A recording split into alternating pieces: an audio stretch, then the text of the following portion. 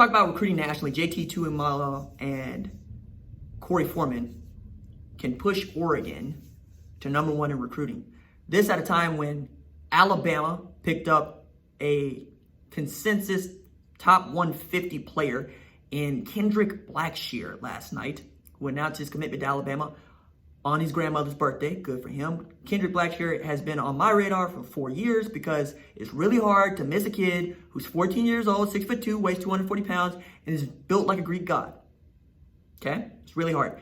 Now, right now, today, he is 16. He's 6'2", 250. Okay? And he looks like he could play in the NFL tomorrow. He does not have the tools to play in the NFL tomorrow, but he does have the physical tools to play in the NFL tomorrow. Going to Alabama. Also blew his ACL last year, and that's probably one reason why he's so far down in the rankings. But with a good season at Duncanville, if Texas high school football gets to go on, I would expect that to increase. Gives Alabama the number 10 ranked class in the country after picking up 4-star edge dude Dallas Turner just earlier this month. And they are led by 5 stars J.C. Latham at offensive tackle, Corey Brooks at wide receiver, Ajay Hall is also in there, and a target for Oklahoma for some time, Christian Leary, decided to commit to Alabama, based in large part on Saban saying, we want you to play the capstone. And the capstone at Alabama is the Jalen Waddle position, okay? That's a star-making position. It's a really good pitch for a kid that has speed and hands, okay?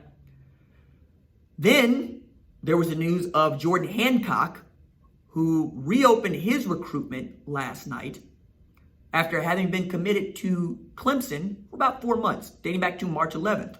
Okay, commits to Clemson as one of the best cornerbacks in the country, a consensus top 100 player, and his reopening of his recruitment is so big that Clemson falls from number 3 to number 8, which is a spot behind Michigan. That's funny because Jordan Hancock is now being crystal ball to Ohio State, and talking with folks that are close with him, Ohio State and Alabama have his interest. He wants to hear what they have to say, and Ryan Day and Kerry Combs have been coming after him hard. This kiddo coming out of North Gwinnett in Sewanee, Georgia, busted 4.44 laser just last month. At about 6'1", 180. Tremendous cover skills. Okay? Both of those guys are tremendous defensive gets.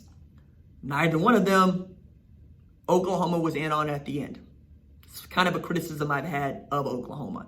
They have been overdeveloping 4-star, 3-star players. What if you had a 5-star to overdevelop? Specifically on the defensive side of the ball, right? I thought that guy was going to be Justin Royals. It's wrong. Thought that guy was going to be Robert Barnes. It's wrong. We have been getting great returns on guys that rank between 100 and 300. But in that top 100 sphere, you're waiting on a guy like Spencer Rattler to pop, Theo Weiss, Jaden Hazelwood.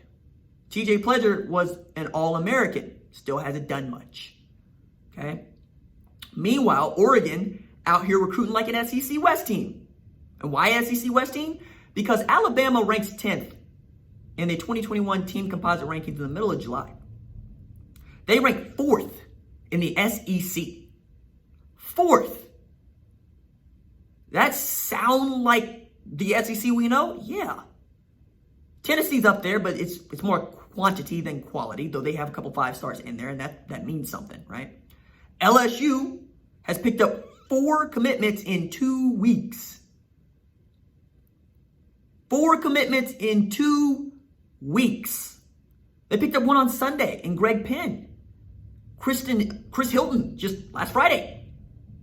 You know, and on it goes. You look at Georgia, who is recruiting pound for pound with Clemson and Ohio State. They just don't have the quantity yet, but they got about 8-9 dudes in the boat, including 5-star Brock Vandegrift. And they hope to pick up one of the best offensive tackles in the class in Amarius Mims next month. Meanwhile, Clemson's really trying to close in on Nolan Rucci. And Tristan Lee Looks like he's leaning to LSU, but Ohio State is making a run, and Oklahoma hopes to be in there. But to my ears and to whom I'm talking with, ain't in there in the way that you would want them to be. Meanwhile, Korey Foreman, JT Tuimolau, the number 1 and number 2 players at their positions, both have Oregon on the brink. Foreman, who's from the West Coast, like JT is from the West Coast, both giving Mario Cristobal some great attention, and he's giving them some great attention.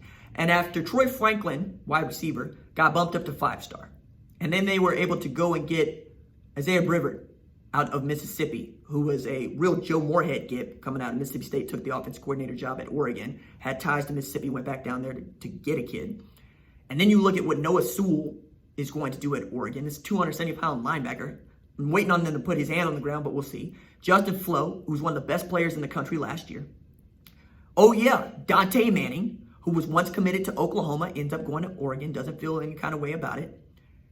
You could see if Oregon was able to land both Tuimoloau and Foreman, what a big deal that would be for their recruiting.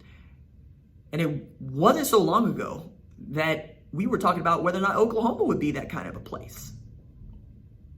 Because while Oklahoma has made the college football playoff in the last 3 years consecutively and won 5 consecutive Big 12 championships, when it comes to playing with these teams that are recruiting above them, Alabama's going up 28-0 in the first quarter. Georgia was so in the game that they were able to run the ball with Sony Michel and Nick Chubb, down 17 points in the second half, still get a W in the Rose Bowl. And we all remember what LSU did to Oklahoma in the Peach Bowl. We could talk about scheme. We could talk about coordinators. We could talk about players. You need players to win. Players win you games. And Cody Jackson's good. Ethan Downs is good. Mario Williams is good. Caleb Williams is great. Clayton Smith is good. You got to have a group of those. You're taking dudes that you hope you can overdevelop, that's fine. But overdevelop them into first-round draft picks? Maybe Kenneth Murray Jr. is the rule and not the exception. We'll see. You know, that's not a highly coveted dude out of, I think it's Missouri City, Texas. Turn him in a first-round draft pick in what people would call a weak linebacker draft. But first-round draft pick is first-round draft pick, especially as a defender when you haven't had one in 10 years. You got Latrell McCutcheon in the boat because he wants to do something nobody else has been able to do, which is flip a reputation. You shouldn't have to recruit based on what it isn't. You should recruit on what it is. Now, how you get the kid in the boat is how you get the kid in the boat, but I am saying it matters that Latrell McCutcheon made a point of saying they ain't very good and I think I can make them better, as opposed to saying, no, that is one of the best places for me to go in America, and that's where Ohio State is. They say best in America because they get to say we put 7 defensive backs in the first round in the last 4 years. Chase Young came from there. Joey Bosa came from there. Nick Bosa came from there. Draymond Jones came from there. Sean Wade is there. 2 cornerbacks in the first round? Wasn't Oklahoma the place where Derek Strait went? Antonio Perkins, Andre Woolfolk, Roy Williams. Something's got to give. Or it's going to be more of Korey Foreman and JT Tuimolau heading to Oregon. And not Oklahoma. It matters. Even in this age of the pandemic, recruiting has stayed recruiting.